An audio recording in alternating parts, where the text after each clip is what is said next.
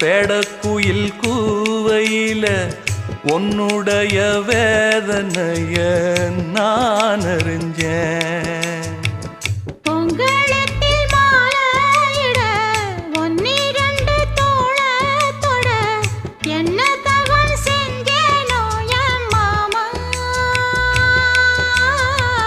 வண்ணக்கிளி கையத்தொட சின்ன சின்ன கோலமிட உள்ளம் மட்டும் வழியே நானே,